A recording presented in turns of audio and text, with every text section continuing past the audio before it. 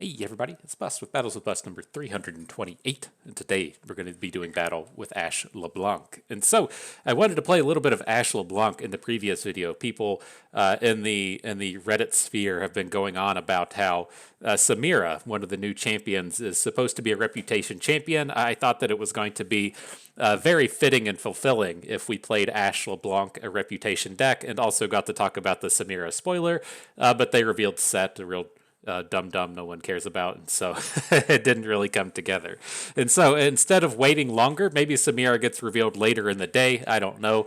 We're just going to go ahead and make the video now, and then if she turns up to be today's champion later on in the day, and this gets released at a good time, then good job. We really nailed it. But before we talk about Ashe LeBlanc, there were some new cards spoiled that we do want to come in and talk about, and some of these are kind of interesting. Flash Bomb Peddler is fine, it's whatever. I don't think this will make a constructed stance, but you do kind of have to think in the space of, if I really want to pop off with something like Caitlyn or Teemo, then we need enough enablers to really get things going. And so if we're looking to really hit a lot of consistency in our Flash Bomb traps, we might be willing to play a card like Flash Bomb Peddler that isn't particularly spectacular, but I don't think the cards are here in the density to really make that work. And so we'll see with him. There's decks that have traditionally still played Caitlyn just as a 3-drop that generated flashbang traps that tended to have to deal with Tri-Beam and Probulator, but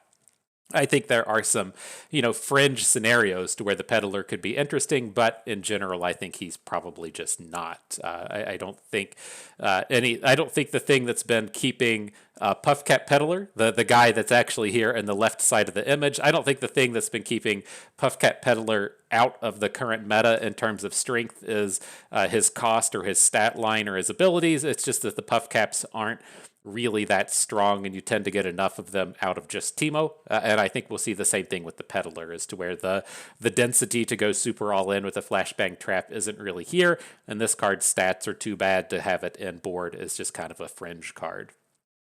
But with him out of the way, the rest of the cards today are pretty interesting. And so Augmented Clockling is a very powerful card. Very easy to look at the Clockling and then just compare it to Zap Sprayfin. Zap Sprayfin has been a fixture of the constructed meta for years now at this point. And Clockling is a very easy comparison to that, as a 2/2 for 4 with elusive that draws you a card along the way.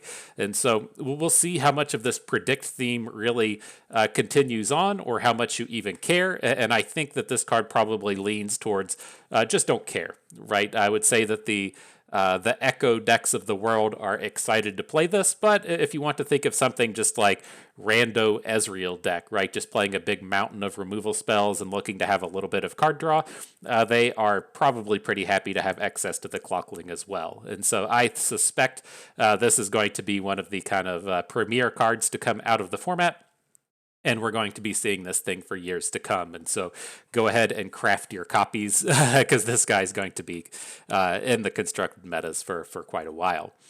Next is the Secret Keeper, and while I don't really appreciate what this guy does, I'm not a huge fan of the predict mechanic as a deck building tool, as something to completely come in and build around. I do like the ideas that we see here with the Secret Keeper, in the sense that in, I guess, 2 videos ago, we talked about the 3/3 for 3 from Ionia that generates a coin, and it feels like, in large part, every card in Runeterra has been a 3/2 for 2 that generates a card, and then a 3/3 for 3 that generates a card. And there hasn't really been any kind of definition of what a various faction is supposed to be good at. And we're starting to see a little bit of separation in this 3-cost space, right? We see cards like Loyal Badger Bear that were just printed, that being a 4/4 vanilla. That's a thing that Demacia seems like they should be good at, right? Putting big, dumb dudes onto the board. And then if the Ionia deck gets 3/3s that generate a card, that's fine.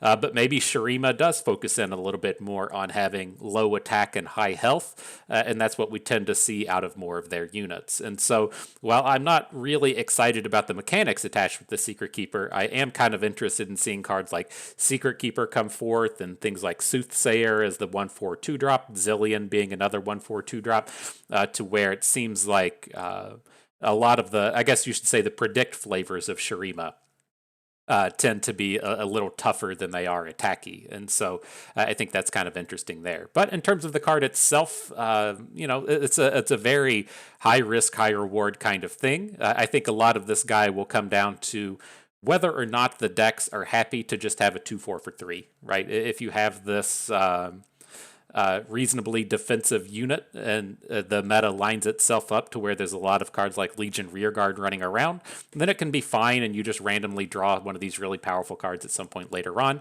But is he going to be kind of a constructed mastermind? I don't really think so. I think he'll probably see some play, but not be a real backbreaker of the format. Up next, the Fallen Sands General. Very interesting to me. This card really checks off all the boxes on what we're looking for an expensive unit, just coming down as a probably reasonably sized bro with 6 or 7 or 8 attack, and then having Overwhelm. And so these late game finishing units are something that Shurima has been lacking up to this point. Again, maybe that's something Shurima is just bad at, but the Fallen Sands General is what I assume to be a welcome addition to the Lands of Azir and the tokens decks. I admittedly haven't played a ton of tokens. I don't know if they're really hurting for a card like this, but I think this is really something that can fill in if that deck is lacking. And I think it's kind of interesting to potentially move away from the idea of going with the super wide tokens and then having just some kind of incremental value from those summons across the game. And so be real interesting to see what turns out with him. Over on the next page, 2 more cards, a couple of the Bandle City additions. The Carved Blade Twirler, kind of interesting. A much more aggressively oriented unit. This one is a Fae, not a Yordle, and so that's kind of I guess the Blade Twirlers, every subtype gets a Blade Twirler, I guess. But this unit, he can pop off quickly. There's a lot of card generation within Bandle City.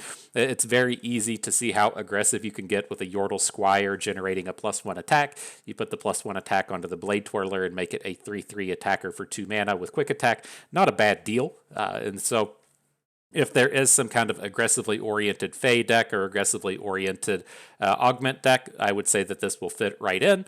But the thing that I feel like we've really seen out of Augment and we've seen out of the other Blade Twirlers is you got to get a way to have Overwhelm. And so that's kind of the classical problem. The Bandle City's not super good at that, but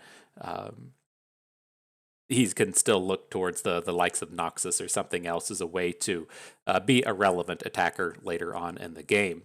Then, last but not least, tying in with the Augment theme, there's Pytos. Pytos deals 1 to a unit. Then you create another card that can deal 2 to anything at slow speed. And I think this is a pretty reasonable one as well. We've seen quite a bit of play out of Group Shot. Group Shot, the majority of the time, deals 1, but it is kind of nice when it does get to deal 2.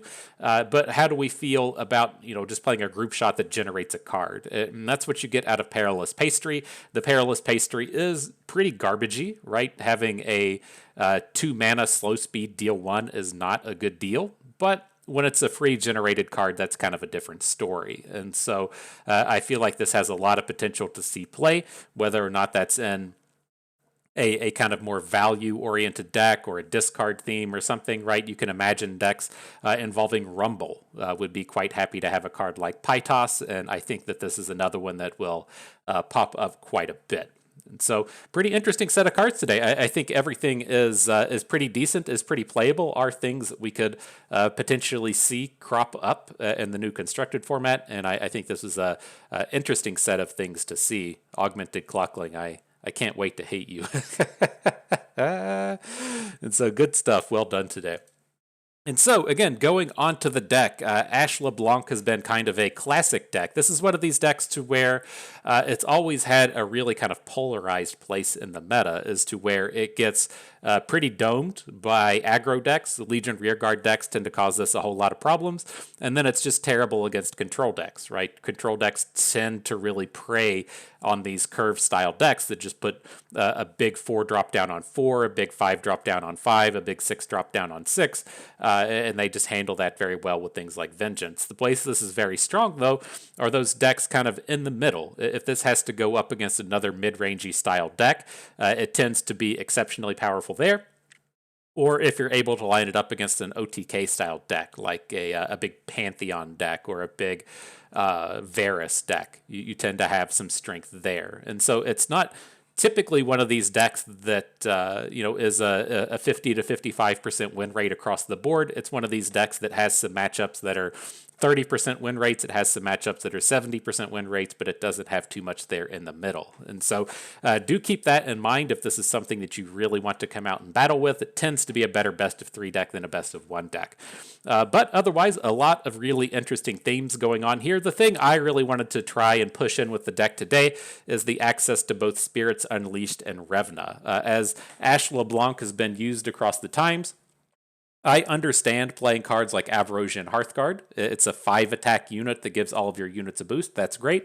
I understand playing cards like Trifarian Assessor. That's the one that draws a card for every 5 attack unit that you have. But that's a lot of mana spread across a lot of cards, and you can really open up a lot of your deck building space just by playing Revna. And so I'm looking to try out Revna today.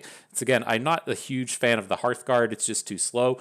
I'm not a huge fan of the Trifarian Assessor unless we're playing Yetis, but Revna kind of fills in the gaps with both places. Otherwise, we have the Spirits Unleashed to help the units grow along the way. And then from that point forward, we're really looking to take advantage of the Quick Attack Challengers theme. And so we have a handful of early game challengers between the Trifarian Glory Seeker, the Rune Squire, and the Rimefang Wolf. All of these challengers work fantastically when we get to Frostbite the opposing units. If you're attacking into a 0 attack unit, it's not going to kill your unit on the way back. And so we can ideally pick up some bonuses with the flash freezes and the frostbites along the way. The last kind of thing to call out here is in terms of using your Ashe, Troll Chant works, right? It's very easy to say, okay, I've got a frostbite that takes the opposing unit down to 0 attack.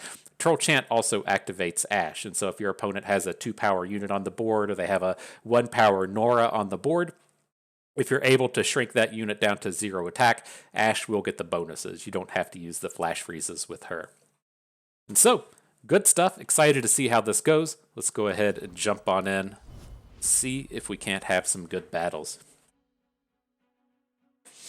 So yeah, as the battles begin, I've been a little disappointed over the past few days, not because of spoiler season or anything like that, but I've been trying to finish off the rewards track for the competitive scene, and it's been a real bummer in terms of competitivity.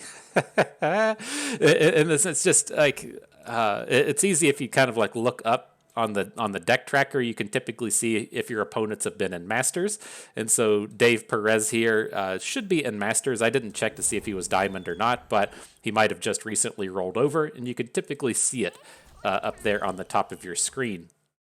And I feel like in the past 2 events that I've played, that would have been, I went 6-0 and 6-1, and I played against 0 Masters level players, and it's just a bit of a bummer to have that roll forward, in the sense that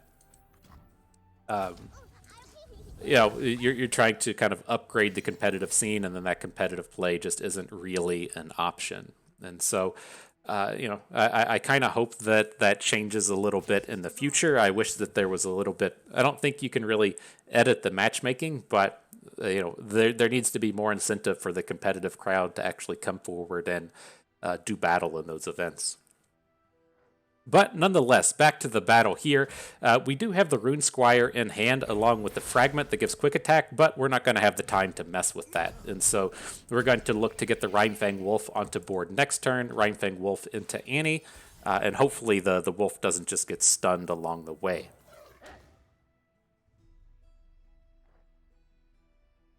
And a stun bird, right?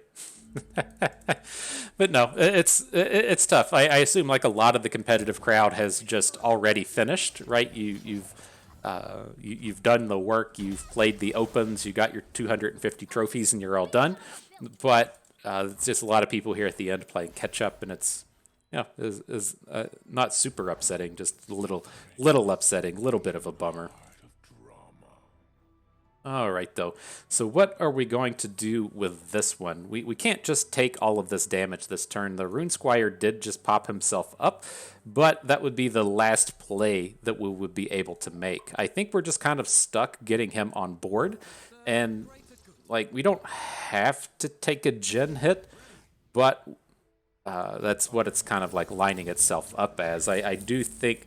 Oh shit, somebody gonna get stunned? The wolf gets stunned. Okay, that works then. So we can put the wolf in front of Jen, prevent the damage, and then it's going to get stunned back out of combat. Okay. Now we're in this kind of spot to where we did just take a pretty big chunk of damage, but we have a Spirits Unleashed if we want to. The Spirits Unleashed will kill off the Crackshot Corsair and the Legion Rearguard, and then on this upcoming turn, we can use our Fragments to take down Jen. You know, if we have a 4-attack Rune Squire, that's great. If we have to use... the fragments to boost the Rhinefang Wolf, that's okay as well. We might have actually gotten ourselves dug out of this one.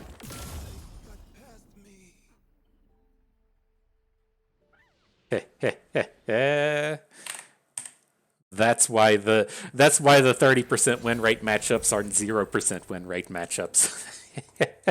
That's a pretty tough match. You can see how our units didn't really line up well with what the opponent was doing.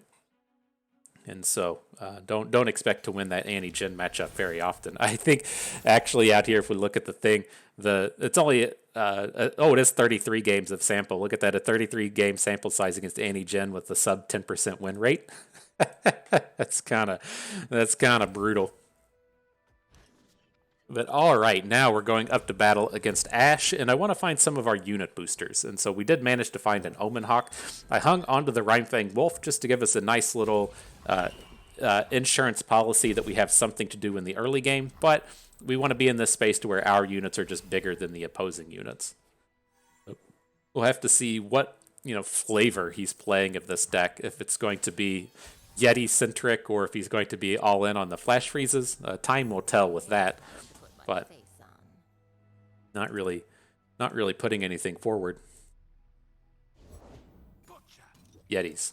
And so do we want to risk the LeBlanc in the face of the Trapper? And so it's like if we attack, he has the flash freeze, she just gets killed. I don't think we do. Like we're about to run out of units to play in our hand, and we have pretty good interactivity with the double 3 Sisters and a Harsh Winds. And so I kind of want to leave ourselves in a spot to where we can cast our spells and not just lose out on our units. It's a bit of a disaster if we go through these turns and then just have no units on the board and a bunch of flash freezes in hand. So he's definitely going to flash freeze LeBlanc here.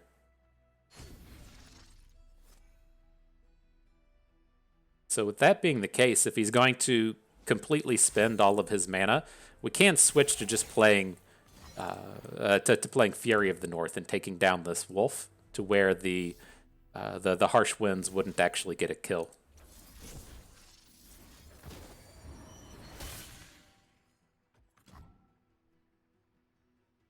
Get in there, LeBlanc. Say, I am the master of battles. I feel like that's something she would say, right? Probably not. The lore lovers out there just like, oh no, this guy is a dum-dum.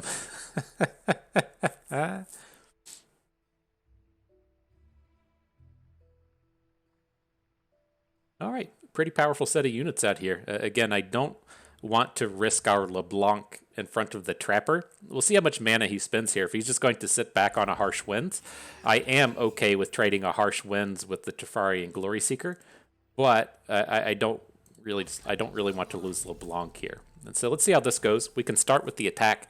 He's going to be the one that has to kind of take the initiative and cast the spells, and then we still have access to Troll Chant, 3 Sisters, and everything. So I think we're looking pretty strong in that sense.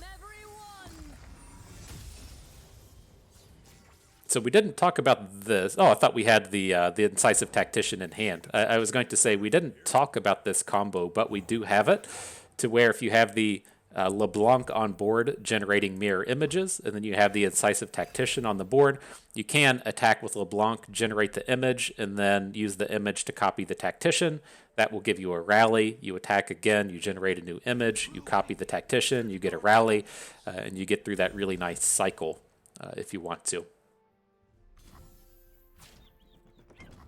We're not doing it here, but something to keep in mind as the games go on. So with this, I'm okay to just pass. Like, we're both in a space to where we're overbanking a ton, but I feel like if he wants to play a big unit and we get an Ice Veil Archer into Calling Strike, that's pretty good.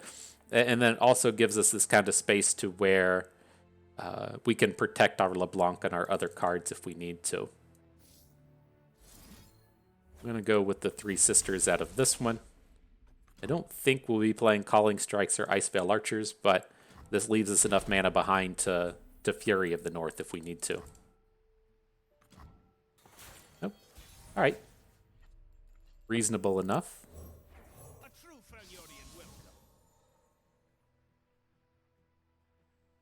Still an option for pretty good combat here, even if we don't win down here on the Trapper.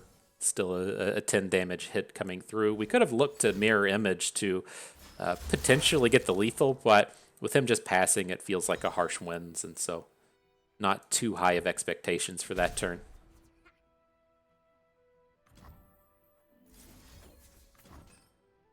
Let's go ahead and get this dum-dum off the board. We're about to overbank pretty heavy.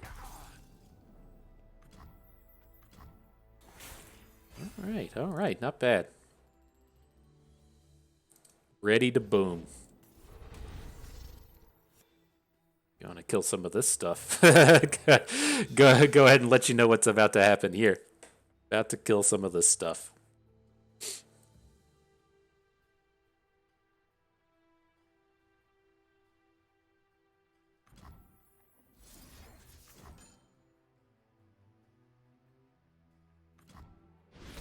All right, so again, we're pretty close to the lethal. I don't really want to be playing the mirror images, and we have a decent open into this wolf. Maybe we are willing to just start mirror imaging at this point. Rune Scryer was a good draw. It just gives us something to do, so we don't have to open. But we might find ourselves mirror imaging this turn. Like, he's fallen pretty far behind. He has to add something to the board. And I'm curious if his hand isn't just a bunch of expensive shit like this, as to where he's got a bunch of Den Mothers and Avarosian Hearthguards and the like, and he only has the mana to add one unit to the board.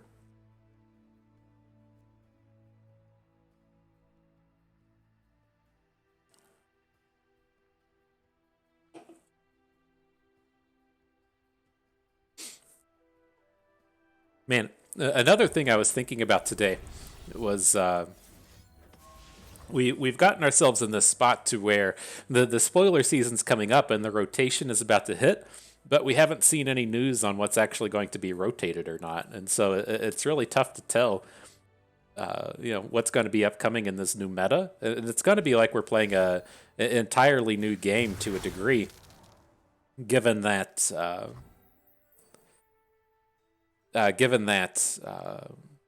that's going to be so fresh and nobody's going to be really up on the meta. So I'm curious to see how things shape up.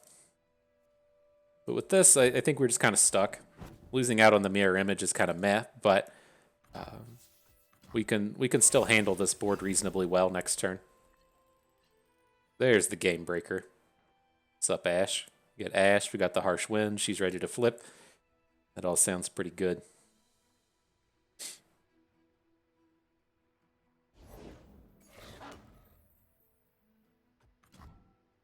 So he's going to attack, right?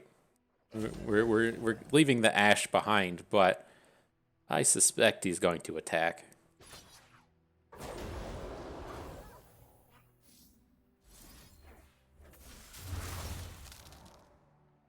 And then, so this is the easy part, right? We protect our LeBlanc, we take down the Overwhelm Wolf with our Wolf. Are we willing to just take 10? But I'm not completely opposed to. It's tough to tell what the makeup of these decks is going to be, but I don't suspect it's going to have a lot of Overwhelm elements to it. And if we get to shut down all these units with Ashe next turn, we'll be happy to have these little extra chunks of damage on the board. It's just like they might play a what's the Ancient Yeti, right? That strikes me as the only Overwhelm that might be coming out of this deck.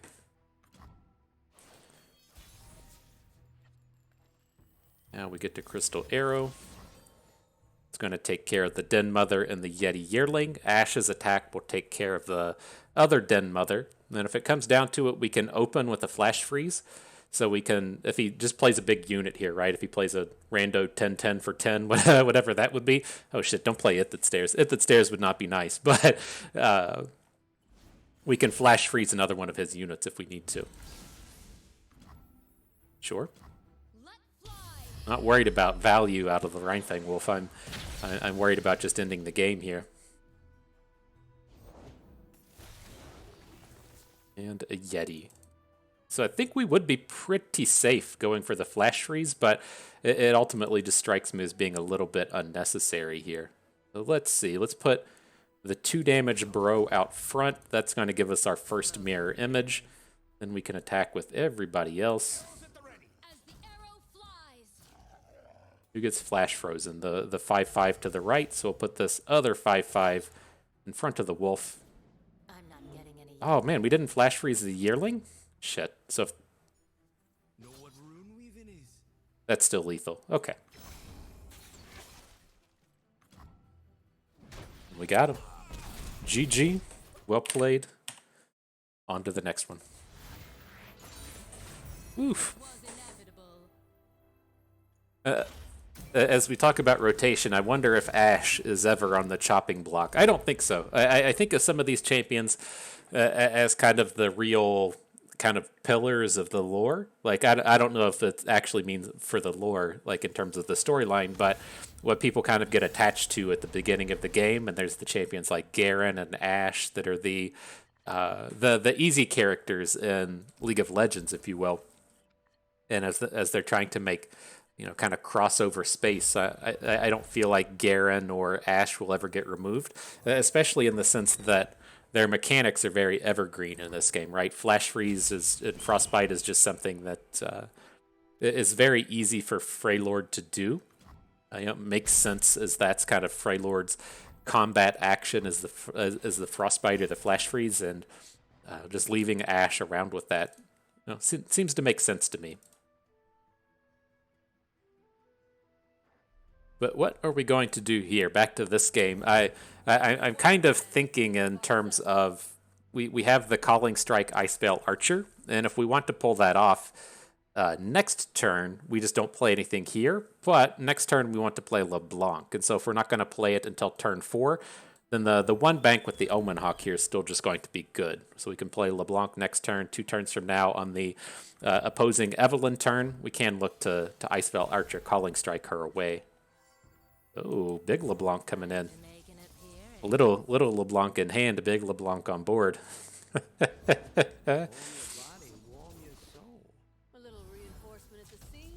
Okay. Not worried about nothing. Many sizes. much size coming out of LeBlanc here.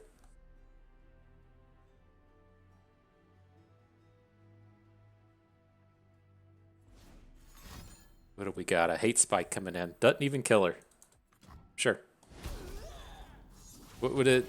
That strikes me as odd out of the Demacia deck, right? The Demacia deck maybe plays some kind of strike, but it has to just be like another hate spike to try and kill off LeBlanc, right? And this is pretty nice now that he's got 2 husks on board. This is just going to be a backbreaker. Opponent's not going to appreciate what we're about to do. Like, we don't even... Oh, she will flip. I was like, LeBlanc's just hanging out with 0 attack. We don't even have to... or Evelyn's hanging out with 0 attack. We don't even have to go for the archer, but... That wasn't factual. That wasn't correct.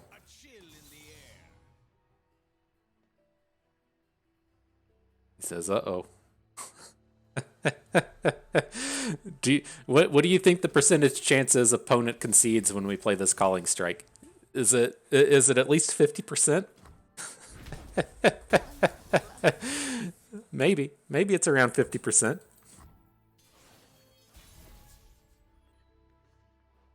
The tactician, nowhere near the reputation we need. But let's go ahead and send in the squad. I don't think he gets too creative with this Durandi Sculptor. It probably just blocks an Omen Hawk, but not super interested in interacting with it. And then I guess I did realize after the previous attack, his hate spike does a bit of work in terms of keeping LeBlanc from flipping. And so I'm curious if that was the sole reason. Now we see the new single combat come in. I'm happy enough to drop the Sigil of Malice. We could look to use a Three Sisters to have our LeBlanc survive that way, but Three Sisters strikes me as a card that's going to be a little bit better later. Ooh, that's a pretty brutal combat trick, though. He gets... Oh, he doesn't get everybody. LeBlanc gets the kill, so we keep our... I saw the combat trick come in, and I was like, oh no, he just kills everything. But that was okay.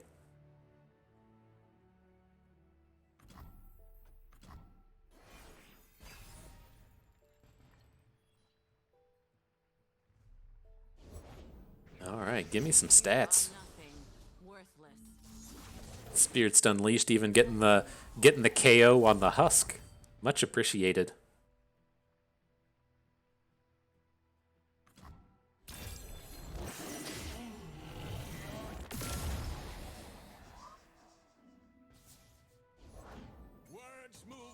And a Dawn Speakers, a little annoying, but nothing we could do about that.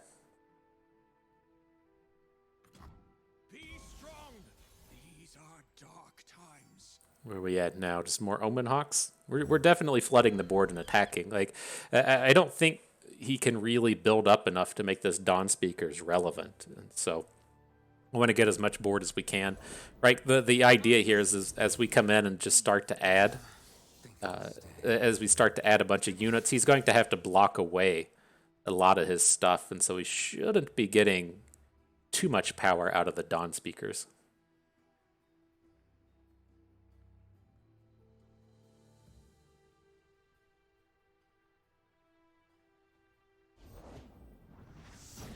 And Lucian. Okay. Comes the squad. We're ready to Three Sisters. I don't think the Lucian can even flip this turn, right? He's seen one kill, but we only have 2 units of reasonable size. Only 2 units that are capable of removing one of his, and so.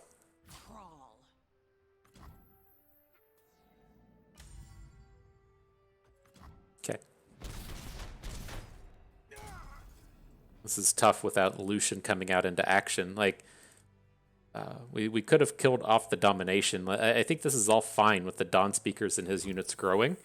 It's just as we look to play an incisive tactician, we lose the ability to Three Sisters. Iceveil Archer's good, though. Oh, jeez.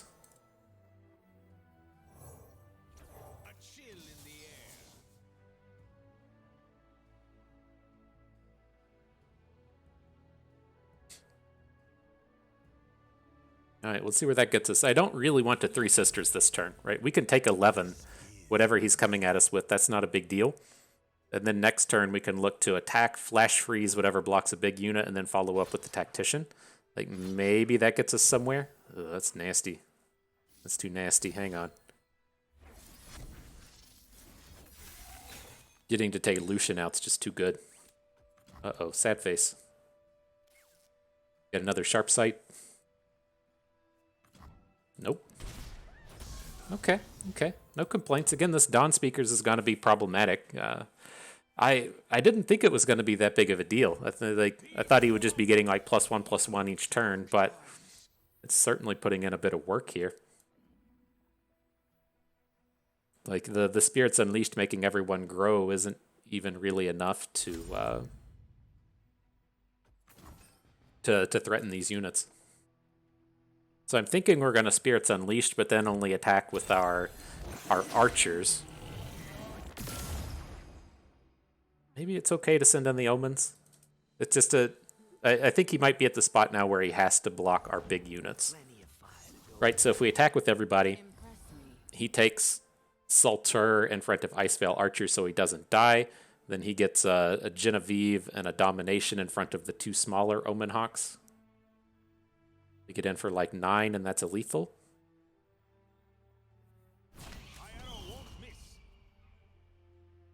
It's like, as it stands with this turn, we just don't have the mana to even play the Tactician. So maybe we have to wait. Oh, he'll be reputationed after this attack, though. Okay. Let's go for it. I command you to halt. And then as he starts to take these value blocks on our Omen Hawks, he has to come up with a better answer for our big units, which I don't feel like he's really going to have. So this takes him to 2. We still keep our big boys. He's going to lose Dawn Speakers in the mix, and then we should have 3 units left over to his 2. He does still have a card in hand, but it gets us a little bit closer to lethal. This works out as well. Him having Dawn Speaker's Genevieve with us having 3 units behind and him at 1. Seems good.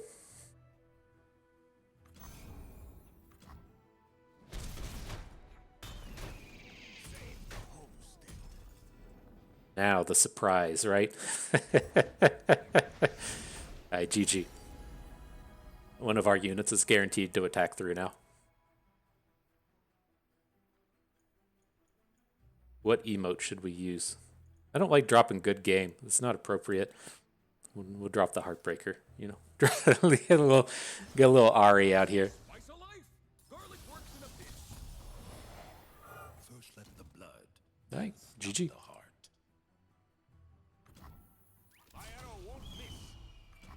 Market a W for bust. All right, well done, Ashe LeBlanc. Getting that guaranteed positive win rate on the day.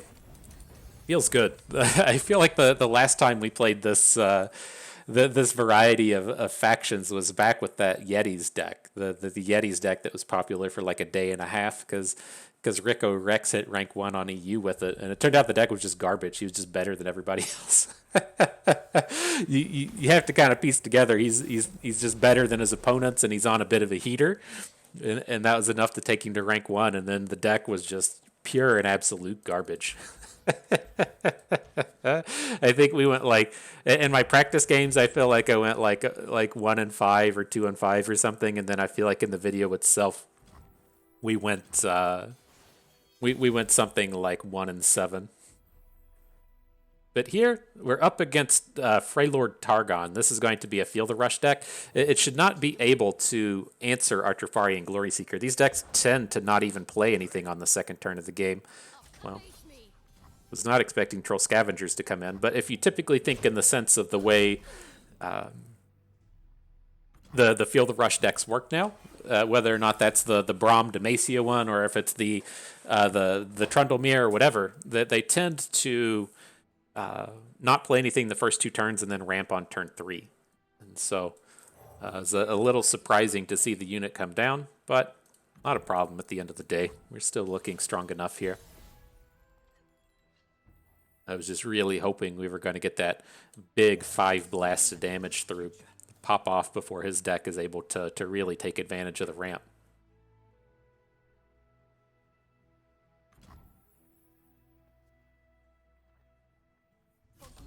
All right, must have been too obvious. We had the Iceveil Archer behind. Maybe he just doesn't have any cards here, but I think it's probably still worth saving, in the sense that if he does come at us with a big turn, like if he starts to drop Tryndamere or something, we do still have the option to flash freeze and shut him down for a turn. And our mana is just a little bit awkward here. I'll add the wolf. It doesn't die to the Blighted Ravine. And then, I mean, we can add Revna next turn. It's just we had pretty high expectations out of our 5 attack units, and then they didn't deal a single point of damage. So that's been a real pain. But all the units we draw now have +2/+2. Gives us a little bit of longevity here. We're sitting on the Overwhelm fragment, if that was potentially relevant. What you got for us, dude? You got all the manas here. All the manas one could dream of. So just stopping? I mean, is that just going to be a buried in ice? We follow the legends until we be Well, let's add a little something to the board. All of our units are the all of our units are definitely the real deal now. If we're going to be dropping +6/+6 on anything we draw.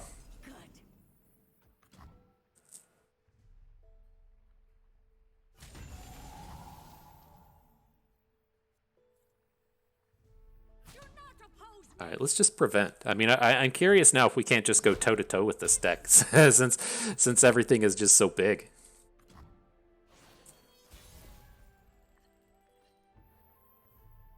Places to go. Start with LeBlanc. It still gives us the option to play Ashe, or we can play Rhinefang Wolf Iceveil Archer.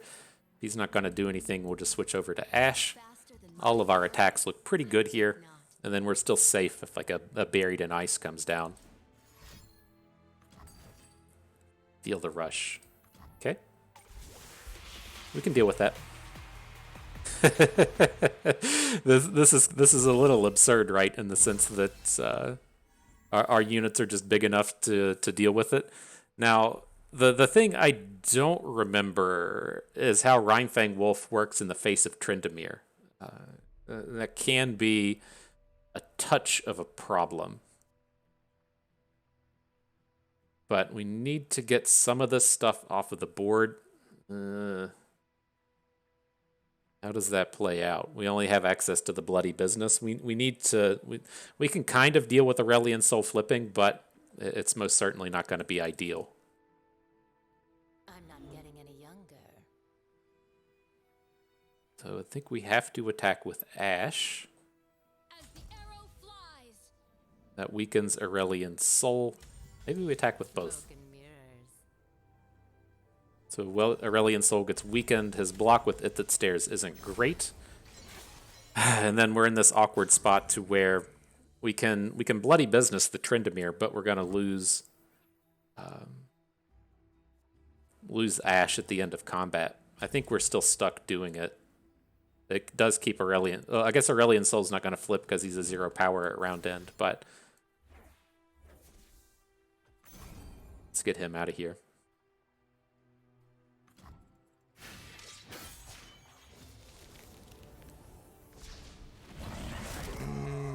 Is he too big? Holy shit. I saw the thing. I should have realized that he was about to get massive. Like, I highlighted the Tryndamere. And should have known he was going to grow, but it's still okay. His Aurelian Soul won't flip. I don't think we're just dead, right? Do we have to just draw a flash freeze?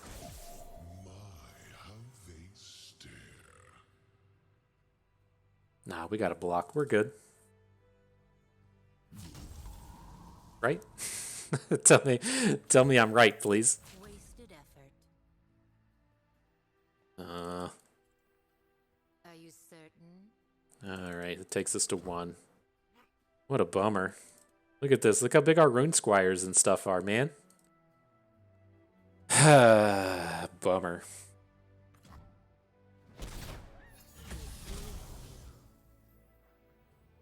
So we still can't come in and target this Aurelian Soul. This is a real pain in the butt. We gotta drop an Iceveil Archer onto Tryndamere and then hit him with the Calling Strike. We just don't have the mana to do everything.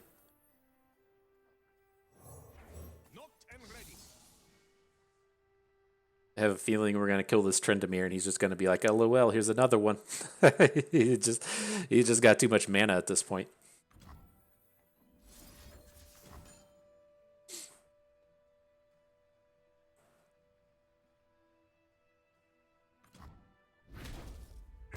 But if we can make it into this next turn, we might be able to make some real magic happen. The Traveler, whatever. You know, we have the Tactician. We still have a Mirror Image. If we pick up another unit and just get a ton of stats, we might be able to do something. And as this board stands, we can kill Aurelian Soul before he's able to play any cards. And so we do have an opportunity to get out in front of this.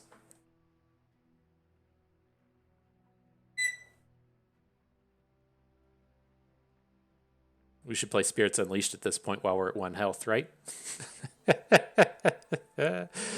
We'll see. Maybe. Maybe we'll do it. Alright, there's the A-Soul flip. So again, he's going to get the free card out of it, but all the cards that come out of Aurelian Soul are slow. I guess we shouldn't say all the cards. Most of the cards are slow. I think the one that puts a bunch of stuff into your hand is a burst speed, but that's the only one that really matters. Living Legends, I think it's called. You can play Moon Silver. Nothing that's really relevant for this combat. Yeah. All right, you know what? We're not going to concede just yet. We're gonna drop the Spirits Unleashed. See if we can't add a little spark to our opponent's day. He's gonna go out and tell all of his friends. He's gonna say, "Oh man, I was playing against old Bust. I hope he realizes he killed himself with his own Spirits Unleashed." He's out there getting upset like he didn't know what he was about to do. That's tough, man. I thought we might have been able to recover that. I feel like if we were playing against one of the other versions of that deck, like a Braum version or something, to where the units aren't quite as strong. Like if you're playing against Braum Fiora, I think we could have beat that. If we're playing against a War Mother's Call, we could have beat it. It's just both Tryndamere and Aurelian Soul were a little bit too much. That's tough, though. All right, though. Our final battle, the last one we're doing, game number 5. Let's see what we can do against Nora Vagar. So a little bit more worrisome as we were playing that previous game, and we are really excited about the prospects of having these 5-attack 2-drops that the opponent shouldn't be able to interact with. That's a much different story against Nora Vagar. These Trifarian Glory Seekers, you can't really count on surviving. Like after we cast Spirits Unleashed, sure, it can survive at that point, but we can't just run it out on turn 2. There's just too many 1-damage pings that these decks play that will be able to remove our 1-health units off of the board. So Omen Hawk and Spirits Unleashed is unfortunately like a little slow. The deck that we're up again is not really a thing to where we can take a control decky kind of stance. But I think at the end of the day we're just too slow, or we have to, I should say, protect our units to get through this. This at least worked out kind of okay. He gets the bump off the Catalyzer, that's fine. Then we can kill it with the Spirits Unleashed, and then on this upcoming turn, everybody will have the 2 health they need to survive Pokey Sticks or Go Hards or Group Shots or whatever. Not bad.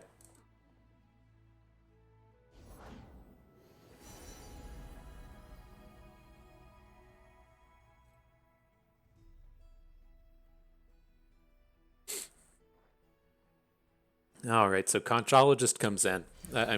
He took a while to think on that one. I'm curious if he just whiffed on his removal spells. But we're going to start with the Glory Seeker. We did just pick up Rune Squire, which changes things a little bit. But the idea with the Glory Seeker is it should be able to survive everything in his deck. And then depending on what he plays, we can decide on if we want to add a second Glory Seeker, if it could survive whatever it hits, if we want to Iceveil Archer or something. We have a lot of kind of premium options to do with this turn, depending on what the opponent does. Brings out a Hate Spike. I think we need to go with the Squire. As it stands, I'm fine with just hooking in the Husk, but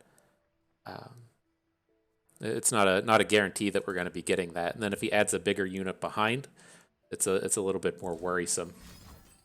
Oh, he's got all the removals today, huh? Okay.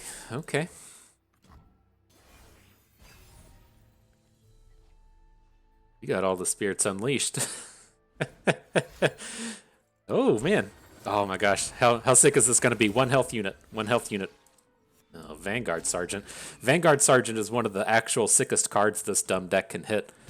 Just having the ability to fill out with portals and then have the 4 Demacia in hand. Kind of bonkers.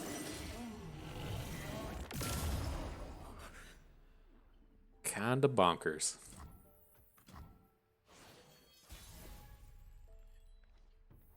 All right, let's see what we can do. Sharpen the blade, secure the kill.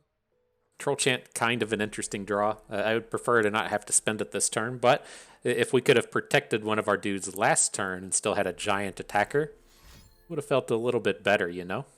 A little bit better.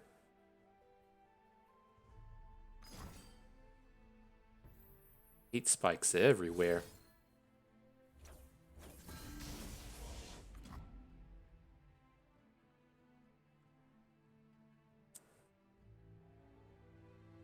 See how many more removals he's going to throw at us.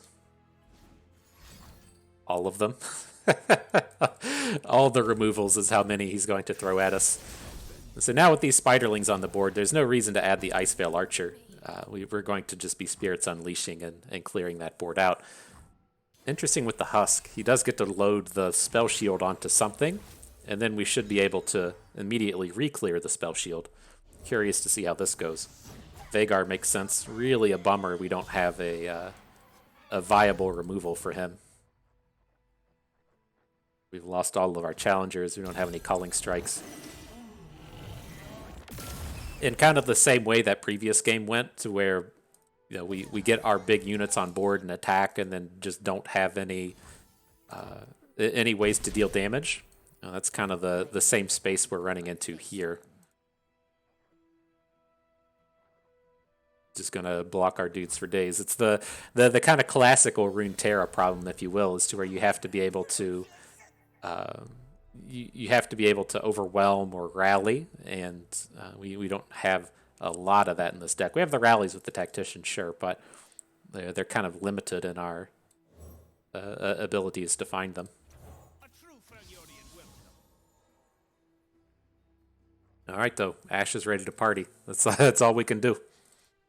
The darknesses are currently kind of small. The darkness can kill the Iceveil Archer, but it can't kill Ashe. I assume it's going to come in, but this is the problem in not being able to remove Vhagar. Gotta spike a Revna real fast.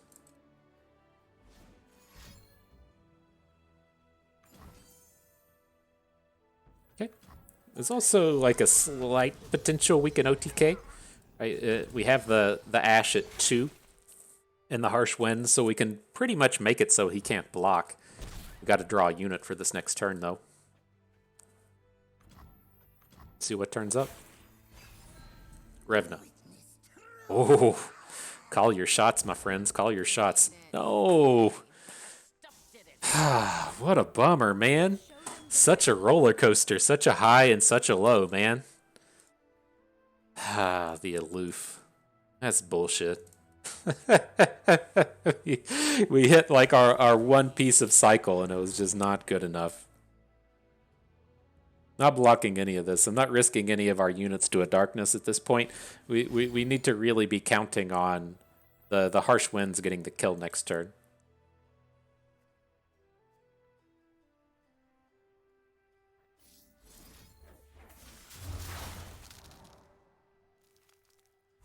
Well, gotta put faith in the crystal arrow.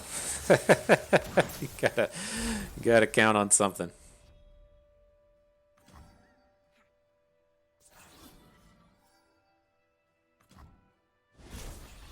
All right, so we draw one. Oh no, we discard the crystal arrow. I guess it doesn't entirely matter with this board. Well, no, he's still gonna have some dudes down here. What a bummer, man. So we should have hung on to that Harsh Winds, right? Is that the space we're in? Trying to think how that was going to go. Huh. Like, so it would give us an opportunity to keep a card better than the Blade Fragment, right? If we're getting to keep... Like, we draw a 2-cost card and then discard the Harsh Winds, right? We aren't just entirely getting stuck with the Fragment.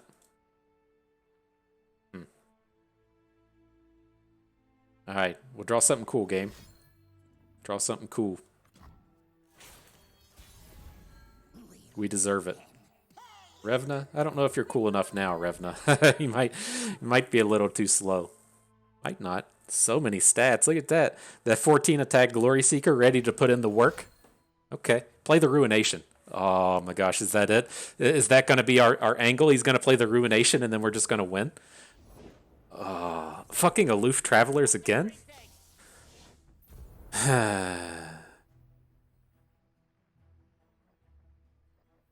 we have to play it slow, right? If he's got a second soul cleave, we still get to keep our overwhelm.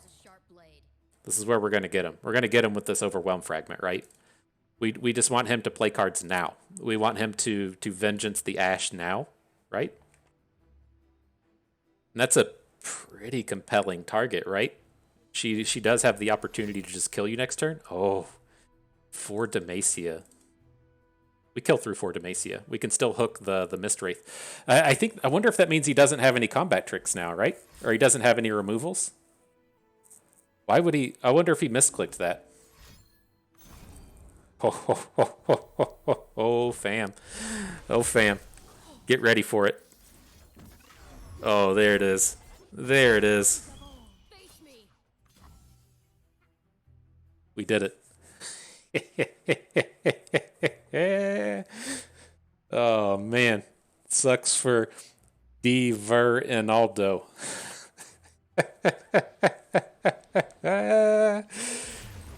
Oh, man. That's why they put it on. If you check out ftpbust.com, it's going to tell you the #1 player in the world, FTP Bust. Look at that. Look at that nonsense. We take down the 9% matchup against Annie Jen. We take up the terrible matchup against Vagar and stuff. Ooh, fam, that feels good. That feels good. And so, not a bad set of games. And so, well, again, I don't think Ashe LeBlanc is a super powerful deck in the current meta, right? You're really looking to hit that sweet spot to where there's a lot of mid-rangey decks or there's a lot of single-unit OTK style decks. And just with the way the meta is shaped up right now, those decks aren't very popular. And there's no deck in the meta that's really over like 7 or 8% win rate. And so, again, this is a deck that's always been, at least to me, kind of a best of 3 powerhouse and not something you really want to bring into best of 1. But, it can most certainly find those metas to where it's good. And, given the way the games went today, I feel like at this point, if you're right here at the end of the season and you haven't hit Masters yet, this is something that you could probably most certainly hit Masters with. But I think the real kind of winner of the day, the thing that you don't see anyone do that I was pretty happy with, was the Revna, right? Again, I don't want to play I don't want to play Aberration Hearthguard. It's just too slow and too clunky, and it doesn't do anything. And I don't really want to play Trifarian Assessor, right? Trifarian Assessor is a good card in Yetis because you can go 1 cost Yeti, free Yeti, Trifarian Assessor, and you haven't spent a fuckload of mana. To whereas a deck like this, if you're playing the Trifarian Assessor, you have to be like, okay, I'm playing LeBlanc on 3, Ashe on 4, Assessor on turn 5. Opponent has removed my Ashe, so I only draw 1 card off of LeBlanc. It just doesn't sequence out well in this style of deck. And to where Revna comes down, boosts all of your dudes, draws you a card immediately, and doesn't take up 6 deck slots. This only takes up 3.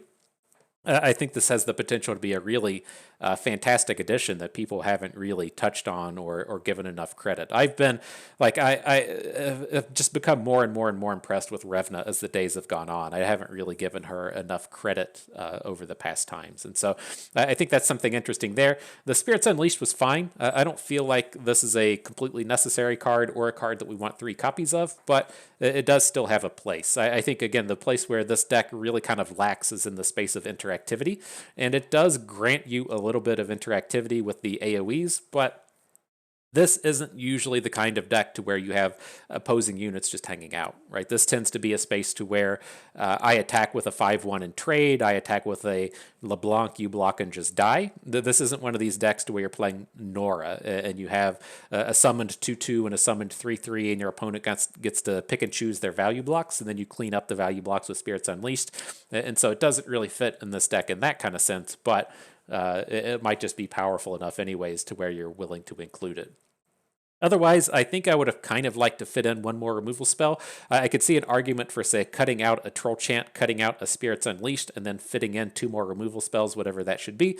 And I think we might feel a little bit happier with how things are going there. Just felt like the interactivity was a touch too low, and the Frostbite / combat tricks were a touch too high.